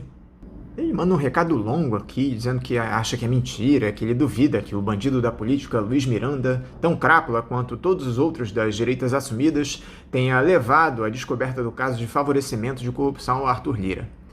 Então, Ivan, olha só, eu sinceramente não sei se ele levou ou não essas denúncias para o Arthur Lira. O fato é que o presidente da Câmara tem se destacado aí por defender o presidente Jair Bolsonaro de todas as maneiras. Ele já descartou a possibilidade de abrir um processo de impeachment contra o ex-capitão, não questiona as falas ameaçadoras do Jair Bolsonaro a respeito das instituições. É evidentemente mais um capacho do presidente da República e figura de destaque nesse centrão aí, que há anos corrói a nossa democracia, não é isso, Fábio? Agora, resta saber se, depois de todas essas denúncias aí que têm surgido, o Arthur Lira continuará plácido, sem tomar nenhum tipo de atitude contra o Bolsonaro. Continuaremos atentos aqui no Faixa Livre. Muito obrigado aí pelo teu recado, tá bom, Fábio? Olha só, a Luzia Mercedes Gomes, pelo YouTube, uma ouvinte assídua aqui do Faixa Livre, ela diz o seguinte: 23% de popularidade ainda é altíssima em um fascista maldito. Esses bolsonaristas têm algum desvio de caráter ou algum outro. Não vivemos uma normalidade em um governo fascista abertamente criminoso. Você tem toda a razão, Luzia. Essa gestão aí do senhor Jair Bolsonaro tem cometido uma série de crimes de responsabilidade, crimes contra a humanidade. É muito claro que esse senhor só chegou ao Palácio do Planalto por conta daquele sentimento antipetista que se estabeleceu, especialmente graças à Lava Jato. O detalhe é que boa parte desses ultraliberais que apoiaram o ex-capitão lá atrás já estão arrependidos. Vamos ver qual será essa terceira via que eles pretendem aí para o ano que vem, não é, Luzia? Te agradeço demais o teu recado, tá bom? Agora, pelo nosso site, o Gessé Barreto comenta a entrevista que nós fizemos aqui com o jornalista Cid Benjamin. Ele diz o seguinte, ó: mais uma vez o jornalista Cid Benjamin demonstra grande lucidez nas suas respostas na entrevista no Faixa Livre. Te agradeço o recado, Gessé. Que bom que você gostou da nossa entrevista com o Cid. Eu vou encaminhar aqui esse recado para ele, tá bom? Muito obrigado aí pela tua audiência de sempre. O Célio Salahudin Yassuf, pelo Facebook, ele ainda pergunta aqui, ó: ainda tem o programa? Tem sim, Célio. A gente continua aqui na Rádio Bandeirantes 1360 AM, de segunda a sexta-feira, das 8 às 10 da manhã. Atualmente com as edições gravadas por conta da pandemia, mas em breve a gente espera voltar aqui para os estúdios e transmitir o nosso programa ao vivo. Te agradeço e eu espero que você continue nos ouvindo, tá bom, Célio? O Breno Pacheco, lá pelo SoundCloud, diz aqui, ó: salve, salve, Faixa Livre! Que bom que você nos ouve aqui. Continue nos ouvindo, tá bom, Breno? Te agradeço demais o recado. Já o Wellington Viana, pelo nosso YouTube, ele elogia aqui o programa em que nós entrevistamos o Daniel Arão Reis, o Rodrigo Rodrigues e o Daniel Corrêa da Silva. Ele diz: brilhante discussão, vida longa ao Faixa Livre. Aí, mais um elogio. Te agradeço demais, Wellington, esse elogio e também a tua audiência, que é o principal aqui pra gente. Muito obrigado pelo teu recado. Mais um elogio aqui pelo YouTube, ó, o Rogério Medeiros. Sempre acompanhei este programa, há anos em que eu buscava informações precisas, sérias e confiáveis. Que bom, eu te agradeço, Rogério. Muito feliz aí pelo voto de confiança que você dá aqui no trabalho nosso aqui no Faixa Livre. Muito obrigado mesmo pela tua audiência. O Jorge Pérez elogia também a entrevista com o Roberto D'Araújo, lá do Ilumina. Ele diz: muito esclarecedor, deveria vir mais ao programa. Pois é, Jorge, eu vou passar o teu recado aqui às mãos da Celeste, mas a tendência é que o Roberto D'Araújo esteja mais vezes aqui no Faixa Livre, especialmente por conta desse problema que nós temos enfrentado atualmente com a escassez de energia, essa crise energética que está colocada, e também por conta dessa privatização criminosa da nossa Eletrobras. Eu imagino que a Celeste vai pautá-lo aqui mais vezes para conversar conosco. E te agradeço também o recado, tá bom, Jorge? A Edith Teixeira, aqui pelo Facebook: entrevista maravilhosa do Nildo. Ele é ótimo. Parabéns, Faixa. Te agradeço o recado, Edith. Que bom que você gostou. O Nildo realmente é um excelente comentarista aqui. Há tempos está conosco no Faixa Livre. Muito obrigado. Eu vou passar às mãos dele o recado, tá bom? O Alfredo Teixeira também elogia o Nildo. Olha: vamos, Faixa, Nildo, meu futuro presidente. Olha só, o Alfredo Teixeira, que é o Nildo lá no Palácio do Planalto. Não sei se ele está muito interessado nisso não, Alfredo, mas de toda forma eu vou encaminhar aqui a tua mensagem para ele. Muito obrigado pela tua audiência, meu camarada. No nosso Facebook, o Ricardo Lopes aqui reage à entrevista que o professor Eduardo Pinto deu aqui para o nosso programa, onde ele diz que a parte expressiva da burguesia ainda apoia o Bolsonaro. O Ricardo diz o seguinte: e os militares? Os da ativa apoiam? Não estou com rádio e nem com dados suficientes na internet para ouvir o Faixa Livre. Grande abraço a todos. Olha, Ricardo, parece que o pessoal aí do alto comando, uma boa parte, apoia o Bolsonaro, sim. Não por acaso há uma série de generais que ocupam ministérios no governo. Os próprios comandantes das Forças Armadas estão alinhadíssimos ao presidente. É algo que nós temos de ficar muito atentos aqui no nosso país. Agora, a impressão que dá é que na caserna não há tanto apoio assim ao Jair Bolsonaro, meu amigo. Nós temos conversado com uma série de especialistas aqui no nosso programa e parece que a análise geral é bem essa. Eu te agradeço o teu recado, Ricardo. Uma pena que você não esteja conseguindo aqui acompanhar o Faixa Livre. Espero que em breve você possa retomar aqui a audiência do nosso programa, tá bom? Muito obrigado, Ricardo. Agora, pelo nosso Twitter, na entrevista que nós fizemos com o cineasta Silvio Tendler, a Mari Perrone diz: grande e exímio Silvio, muito carinho e admiração pela grande pessoa de uma vasta obra que tem se empenhado a construir há muitos anos. Grande brasileiro, viva Silvio Tendler! Que legal, Mari. Agradeço demais o teu recado. Eu faço questão de passar às mãos do Silvio Tendler essa tua mensagem. Fico muito feliz por você ter gostado da entrevista que nós fizemos com ele, tá bom, Mari? Um abraço para você. Obrigado pela tua audiência. Agora, olha só. A Marilda da Silva Ribeiro de Souza reage aqui a uma entrevista que a gente fez com o Rudá Hit. Ela diz: concordo com o seu Rudá. Ele está certíssimo quando diz que este é o momento e temos que aproveitar porque alguns senadores e empresários não estão dispostos a tirar o genocida Bolsonaro. Então, Marilda, está muito claro que uma série de senadores, parlamentares, especialmente o empresariado, está comprometida com Jair Bolsonaro. A grande questão é se as mobilizações populares farão com que o Arthur Lira, que é o dono da caneta, essa aqui é a verdade, coloque em discussão um processo de impeachment. A minha impressão, Marilda, é que as instituições estão comprometidas com o Jair Bolsonaro. Eles não querem mexer lá no vespeiro, porque as ameaças que ele faz, parece que ninguém quer pagar para ver. Essa é a grande realidade, Marilda. A impressão que dá é que vai todo mundo empurrar com a barriga até as eleições de 2022, torcendo para que os militares e o Bolsonaro não ataquem a nossa democracia. Te agradeço, Marilda, o teu recado. Muito obrigado pela tua audiência. E ela volta a participar aqui, Ciro Gomes nunca. Ele é igual ou pior do que o Bolsonaro e, além disso, é muito vaidoso. Pois é, Marilda, o Ciro Gomes é uma figura muito contraditória, né? Lá em 2018, ele saiu do país durante o segundo turno das eleições. É muito grave. De toda forma, vamos continuar aí acompanhando os próximos capítulos. Te agradeço demais o recado, Marilda. E olha, mais um recado dela. Dizem que o Datena vai concorrer às eleições, é verdade? Parece que vai, ô Marilda. Parece que ele se filiou ao PSL, o antigo partido do Jair Bolsonaro, para concorrer às eleições presidenciais do ano que vem.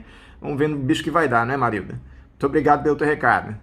Lembrando a todos os ouvintes que queiram participar aqui do nosso programa, podem enviar as suas mensagens pelas nossas redes sociais, no Facebook, Twitter e Instagram, pelo nosso canal no YouTube, que é o Faixa Livre, pelo nosso site, o www.programafaixalivre.com.br, ou pelo nosso e-mail, que é o ouvinte@programafaixalivre.com.br. Vamos agora a mais um intervalo. Voltaremos daqui a pouquinho. Voltamos a apresentar Faixa Livre. Já estamos de volta, ouvintes, e agora eu saúdo o diretor da Associação de Engenheiros e Técnicos do Sistema Eletrobras, a AESEL, Ícaro Chaves. Ícaro Chaves, bom dia. Bom dia, Anderson, tudo bem? Prazer estar aqui de novo contigo, com teus ouvintes. Ícaro, muito obrigado por você novamente estar aqui conosco no Faixa Livre. Ícaro, aquele texto da medida provisória que autoriza a privatização da Eletrobras, aprovado pelo Congresso no mês passado, acabou de ser sancionado pelo presidente Jair Bolsonaro na última terça-feira. E como era esperado, o conteúdo ficou ainda pior, já que o ex-capitão vetou 14 trechos. Dentre eles, o que obriga o governo a aproveitar os funcionários demitidos da empresa por um ano, aquele que permite os profissionais da estatal adquirirem ações da Eletrobras com desconto, o que proibia a extinção de algumas subsidiárias da empresa e aquele que obrigava a Eletrobras a realocar a população que estivesse na faixa de linhas de transmissão de alta tensão. Ou seja, é o caos absoluto, Ícaro. Como é que vocês da AESEL veem esse texto sancionado pelo presidente? Olha, Anderson, na verdade, essa medida provisória, cada etapa dela ela fica pior. Essa aqui é a verdade.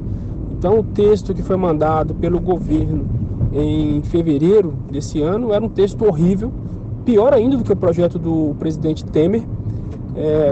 Quando foi o relatório da Câmara dos Deputados, foi inserido uma grande quantidade de jabutis, né, que ficaram popularmente conhecidos como jabutis, que nada mais são do que produto do lobby, né, dos setores econômicos ligados ao setor elétrico. Então, os lobistas fizeram uma festa ali na Câmara dos Deputados, Quando esse texto passou pelo Senado, esses tais jabutis se reproduziram ali, né? Os lobbies atuaram fortemente, pesadamente ali junto aos senadores. Afinal de contas, aparentemente os senadores que aprovaram esse texto, eles pensaram, bom, já que foi feita uma festa lá na Câmara dos Deputados, eu também quero participar dessa festa, né? Então o texto piorou muito no Senado. Quando voltou para a Câmara, para votação definitiva, algumas emendas relativamente positivas foram retiradas, e agora o veto do presidente, ele retirou algumas emendas que haviam sido feitas no Senado, principalmente, e que tinham algumas vantagens para os funcionários e, enfim, como você mesmo falou aí, com relação ao pessoal que mora debaixo das linhas de transmissão. Na verdade, já estava claro que o presidente faria esses vetos. Isso, o próprio relator na Câmara dos Deputados, o deputado Elmar Nascimento, já havia nos dito que o Ministério da Economia não aceitava isso. Na verdade, o presidente Bolsonaro não tem nenhuma preocupação com os trabalhadores, um trabalhador de nenhuma espécie, nem público, nem da iniciativa privada nenhum. Então, para nós não foi surpresa nenhuma que ele tomasse essas medidas. Com relação à possibilidade de comprar ações mais barato do que seriam vendidos no mercado, a gente deixou claro desde o princípio que nós não estávamos participando desse crime, né? Isso é um crime, a privatização é um crime, e a gente não queria estar nesse processo para participar desse crime que estava sendo cometido. Então a gente não fez a menor questão disso. Esse reaproveitamento que também havia sido colocado lá no Senado, como emenda do Senado, também o Ministério tinha deixado claro que era contra, então para nós não foi surpresa nenhuma. Na verdade, o nosso objetivo não era garantir benefícios, nem privilégios, nem salvaguardas para os trabalhadores. Nosso objetivo era e continua sendo evitar a privatização da Eletrobras. Esses vetos do Bolsonaro, Ícaro, agora voltam para a reanálise dos parlamentares. Vocês das entidades que defendem os interesses dos trabalhadores da Eletrobras já começaram a se articular na Câmara e no Senado na tentativa de barrar esses vetos do ex-capitão? Olha, Anderson, na verdade nós não estamos muito preocupados com esses vetos, não. Primeiro porque efetivamente a gente percebe que não é muito comum a derrubada de vetos, né? Então, se a gente não tinha força para deter a privatização, é muito difícil a gente ter força agora no parlamento para derrubar esses vetos. Segundo lugar, porque esses vetos não são tão importantes assim. Como eu disse, os trabalhadores não estão preocupados com salvaguardas, nem com privilégios de poder comprar ação mais barata. Isso não é a nossa preocupação. Nossa preocupação é evitar a privatização da Eletrobras. E até por conta da inusitada técnica legislativa do relator, né, o Elmar Nascimento, o deputado Elmar Nascimento, ele conseguiu colocar basicamente toda a MP dentro de um único parágrafo, né? Os outros artigos, os outros parágrafos são todos acessórios disso.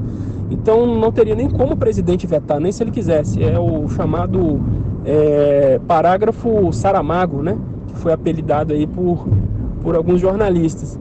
Então, para nós não é o mais importante derrubar vetos, né? O mais importante para nós é evitar a privatização e lutar contra a MP como um todo. Nós achamos que essa MP é tão absurda, essas contratações de térmicas sem nenhum estudo que foram feitas, todas essas situações que foram colocadas aí são tão absurdos que mais cedo ou mais tarde isso de fato vai ser corrigido pelo parlamento, pelo governo federal. O maior problema é efetivamente a privatização, porque depois de privatizada uma empresa a gente sabe que é muito difícil, né, reverter essa situação. Então a nossa luta agora é para evitar a privatização da Eletrobras. Já há alguma medida contra essa privatização tramitando no judiciário, Ícaro? Vocês chegaram a entrar com alguma ação de inconstitucionalidade? Como chegou a ser cogitado na época? Como é que anda esse processo? Na verdade, há várias, né? Há várias ações em diversos níveis do judiciário e também em órgãos administrativos.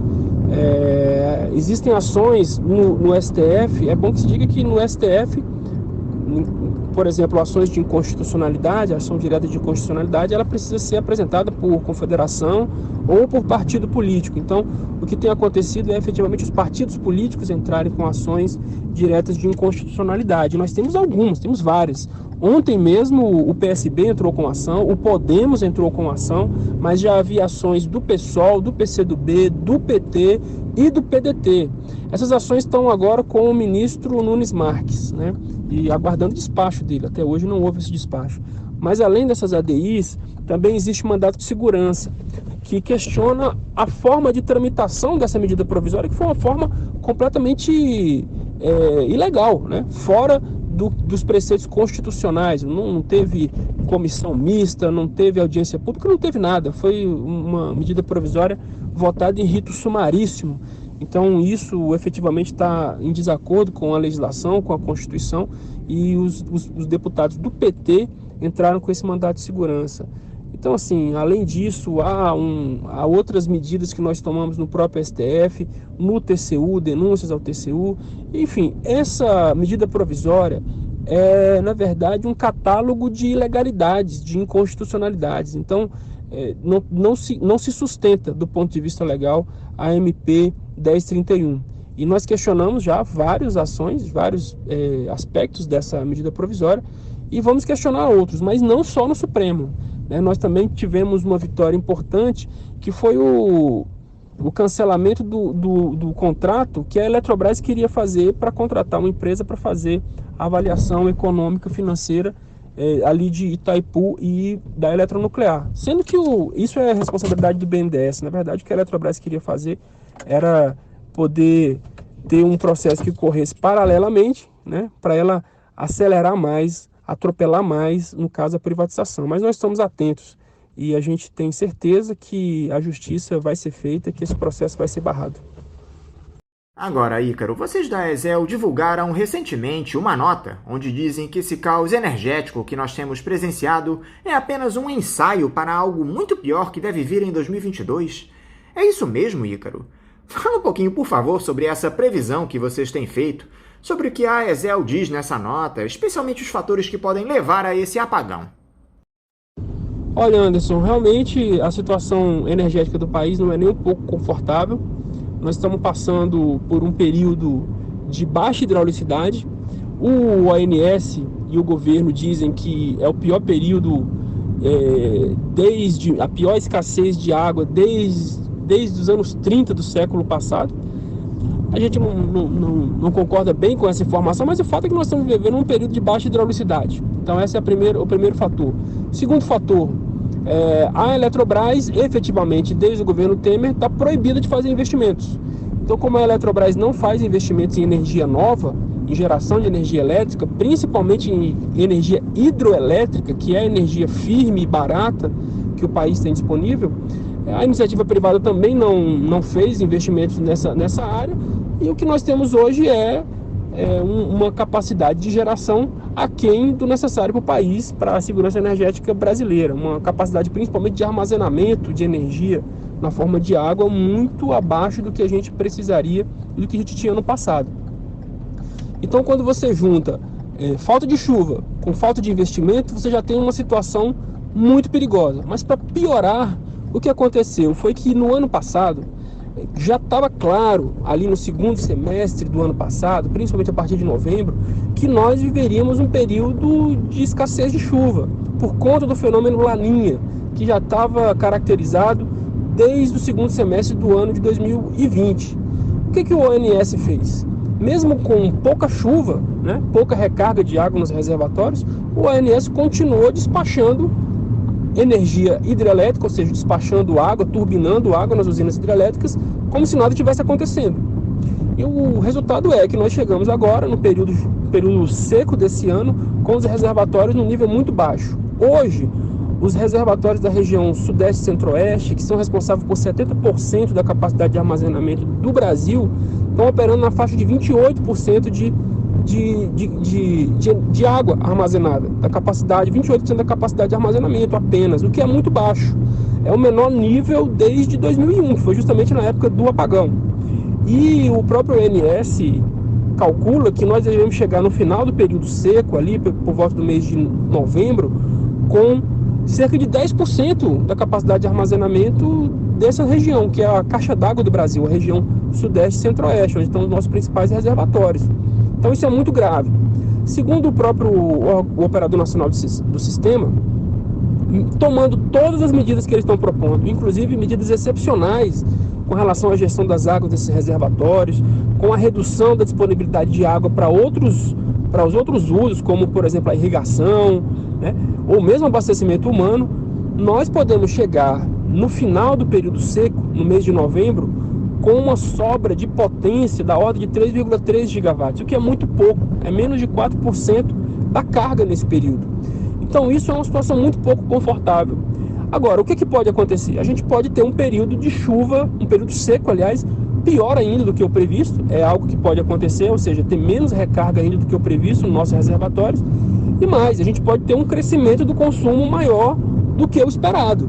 A gente está vivendo, o Brasil está saindo da pandemia, efetivamente os números da economia apontam um crescimento da economia superior a 4%, e as estimativas do ONS que ele havia feito era de um crescimento de 3%, então isso faz com que nós tenhamos já uma situação de muita insegurança para 2021. Não é verdade que nós não vamos ter racionamento, nós já estamos tendo racionamento. O racionamento do ponto de vista da oferta de água, com as regras excepcionais que estão sendo aprovadas agora para o uso dos reservatórios, que vai reduzir a disponibilidade de água para outros usos, como eu já tinha colocado antes, e também um racionamento pelo lado da demanda, com um aumento absurdo da conta de luz. Então o aumento da tarifa da bandeira vermelha, o aumento da conta de luz, tem como objetivo não só pagar as usinas termoelétricas que estão sendo despachadas agora na base, o tempo todo, mas também inibir o consumo da pior maneira possível, sacrificando a população mais pobre que muitas vezes não tem nem aonde reduzir o consumo de energia. Então nós já estamos vivendo esse racionamento. Agora, se nós vamos ter que partir para medidas de redução compulsória do consumo de energia, como aconteceu em 2001, é algo que o tempo ainda vai dizer.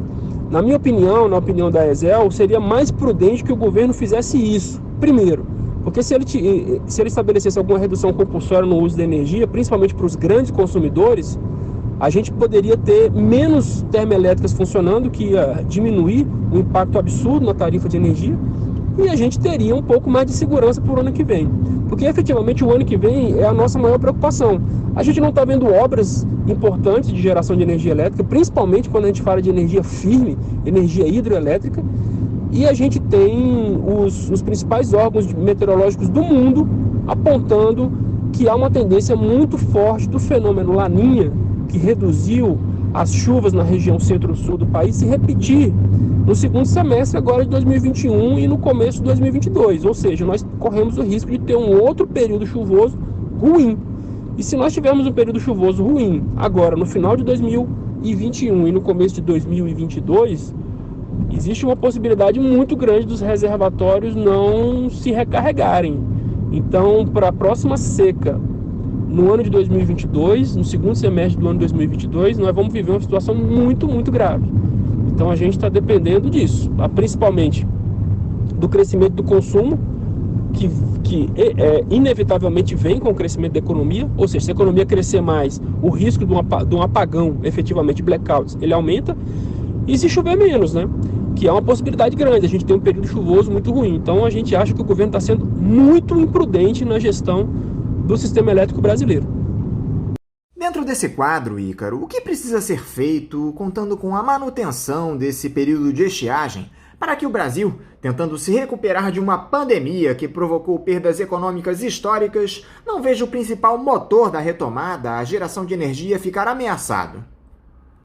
O sistema elétrico é um sistema que exige planejamento, principalmente no Brasil, quando é um país continental e que a gente tem recursos naturais abundantes para geração de energia hidroelétrica, energia eólica, energia solar. Então é necessário planejamento. Lamentavelmente o governo não se planejou. Então os erros, quando se comete erros no sistema elétrico brasileiro, às vezes eles demoram alguns anos para se manifestarem. Então o que nós estamos fazendo agora, nessa crise energética, é pagando pelos erros do governo Temer e do governo Bolsonaro, principalmente. Como eu já havia falado anteriormente, o primeiro erro foi ter proibido a Eletrobras de investir, achando que a iniciativa privada ia fazer investimentos. De fato, se houve investimentos na geração de energia elétrica no país, foram investimentos em geração de energia termoelétrica, com termoelétricas caríssimas, o que torna a tarifa brasileira hoje uma das mais caras do mundo, penaliza a população, penaliza a indústria, penaliza o setor produtivo. E na geração de energia eólica, que apesar de ser uma energia limpa, uma energia barata, uma energia muito boa, mas não é uma energia firme, capaz de segurar um sistema elétrico de um país como o Brasil. Então a gente precisava de ter geração de energia hidroelétrica, e o Brasil tem uma capacidade ainda, um potencial de energia hidrelétrica para ser explorado muito grande. Isso não foi feito, então nós vamos pagar inevitavelmente o preço da irresponsabilidade e da falta de planejamento dos governos Temer e principalmente do governo Bolsonaro. No caso do governo Bolsonaro, com um agravante, o agravante de que ele fez uma operação absolutamente imprudente dos nossos reservatórios, com o objetivo claro de aumentar as margens de lucro das empresas de geração de energia, principalmente as térmicas, que agora estão ganhando muito dinheiro com essa crise. Então, não é todo mundo que vai perder com a crise. Vai ter gente que vai ganhar muito dinheiro, porque o preço da energia sobe. Além disso, o governo Bolsonaro insiste na loucura de privatizar a Eletrobras. Então, a privatização da Eletrobras não só é uma medida errada, proibir a Eletrobras de fazer investimentos como os governos Temer e o governo Bolsonaro fizeram. Além disso, aquele capital privado que eventualmente desejaria investir no setor elétrico brasileiro, ele preferiu não investir, esperando a privatização da Eletrobras, que é muito melhor, né, comprar uma empresa feita do que construir hidrelétricas novas. Então, tudo isso vai fazer com que o Brasil pague um preço caro. Nós já estamos pagando com o aumento da tarifa. Provavelmente nós vamos pagar com redução compulsória do consumo, né? E o que eu acho que nós devemos fazer agora, não tem muito de fato que a gente fazer para evitar uma crise energética. Ela já está instalada e vai durar pelo menos o ano de 2021 e o ano de 2022. O que a gente pode fazer, o que o governo pode fazer nesse momento é mitigar essa crise. Primeiro, desistindo desse projeto absurdo de privatizar a Eletrobras. A gente sabe que isso vai ser ainda pior, porque a gente não vai ter nenhuma garantia de que uma Eletrobras privada ou qualquer outra empresa privada vai fazer investimentos. E também impor algumas medidas de redução compulsória no consumo. Olha, isso é inevitável, isso vai ter que ser feito. Porque se a gente não fizer isso, nós vamos chegar no pior cenário, que é do sistema elétrico apresentando blackouts. Então imagina, todo dia blackouts, né? Numa cidade como São Paulo, como Rio de Janeiro, 7 horas da noite, com todos os semáforos desligados, com toda a iluminação pública desligada, com as pessoas presas nos elevadores, as indústrias paradas, fechadas, ou seja, é um caos, né? Então a gente vai ter que partir para alguma espécie de redução compulsória do consumo, principalmente nos horários de pico e principalmente dos grandes consumidores, né? Mas é isso, nós vamos pagar um preço pela irresponsabilidade desses governos. Para terminar, Ícaro, por que o governo insiste em levar à frente essa farsa de que uma crise hídrica seria a causadora desses problemas na geração de energia? É só o temor de perder fôlego às vésperas de um ano eleitoral? É apenas para evitar um atestado de incompetência? Eu acho que não, Anderson. Eu acho que é mais grave do que isso. Como eu já havia falado anteriormente, nós temos fortes indícios de que essa crise energética que nós estamos vivendo, porque crise hídrica é uma coisa, é falta de chuva. Crise hídrica, Anderson, nós vivemos em 2014, 2015, quando houve efetivamente falta de água para o abastecimento humano, por exemplo, na região metropolitana de São Paulo. Ali era uma crise hídrica. Nós não estamos vivendo isso ainda hoje. O que nós estamos vivendo agora é uma crise energética, né? Está faltando água para gerar energia. E nós temos fortes indícios de que essa crise foi uma crise proposital. Por quê? O que aconteceu? No ano passado, com a pandemia, houve uma redução muito grande do consumo de energia no país, mas ali entre os meses de abril e junho, por causa da pandemia, chegou a cair 10% o consumo de energia elétrica naquele período. Só que houve uma recuperação do consumo de energia posteriormente. E tanto é que no final do ano passado, no segundo semestre do ano passado, ali entre os meses de novembro e dezembro, o consumo de energia já era maior do que no mesmo período do ano de 2019. Para você ter uma ideia, a economia brasileira caiu 4,1% no ano de 2020, mas o consumo de energia só reduziu 1%. Então no Brasil é assim, o consumo de energia sempre é maior do que o crescimento do PIB. Então o que aconteceu nesse período? O governo, para manter o lucro das empresas privadas, ele optou por manter a escassez de energia. Então existem fortes indícios, isso tem que ser investigado efetivamente pelas autoridades competentes, mas existem fortes indícios de que o governo resolveu liberar a água para ser turbinada pelas usinas hidrelétricas no período úmido entre 2021 entre 2020 e 2021, já sabendo que a gente estava tendo um período chuvoso muito fraco, que a gente teria falta de água nos reservatórios, justamente para poder potencializar um aumento no preço da energia. Porque no Brasil, assim, quanto mais água nos reservatórios, menor o preço. Quanto menos água nos reservatórios, maior o preço da energia. Então isso fez com que o preço da energia no mercado livre tenha disparado. E as empresas geradoras de energia ganharam muito dinheiro, especialmente as termoelétricas. Porque como é que funciona? No Brasil, as termoelétricas elas entram no sistema pelo preço. Então primeiro entram aquelas termoelétricas mais baratas, depois entram as mais caras. Então o que está acontecendo agora? Até mesmo as termoelétricas mais caras, que geram energia a R$ 1.500 o megawatt-hora, mais que R$ 1.500 o megawatt-hora, estão entrando. Então esses caras estão ganhando muito dinheiro com a crise hídrica. Então a gente acha que é bem capaz do governo ter, né, existem fortes indícios do governo ter potencializado essa crise. Agora, parece que ela saiu um pouco do controle, né? Parece que ela saiu um pouco do controle para o próprio governo. E, efetivamente, se a gente tiver redução compulsória do uso da energia, como ocorreu em 2001, vai haver desgaste político para o governo Bolsonaro, como houve para o governo Fernando Henrique. A gente já está tendo um desgaste muito forte para o governo por causa do aumento absurdo na conta de luz. Agora, aumento na conta de luz e ainda racionamento é algo que não é muito fácil para nenhum governo, né? Já derrubou vários governos por aí. Então, na nossa opinião, o que há é uma crise programada pelo governo Bolsonaro, mas que saiu do controle. E isso precisa ser investigado. Ícaro Chaves, mais uma vez eu quero te agradecer por esse diálogo importante conosco aqui no Faixa Livre. Eu quero te desejar um bom dia de trabalho e também deixar meu forte abraço. Eu que agradeço, Anderson. Muito obrigado aí pela oportunidade de estar conversando contigo aqui e com teus ouvintes. E até a próxima. Grande abraço. Conversamos aqui com o diretor da Associação de Engenheiros e Técnicos do Sistema Eletrobras, a AESEL, Ícaro Chaves. Agora vamos encerrando a edição de hoje do Faixa Livre, convidando todos vocês para amanhã, a partir das 8 horas, estarem novamente aqui na Rádio Bandeirantes 1360M, ligadinhos em mais uma edição do Faixa Livre. Um abraço a todos vocês e até amanhã!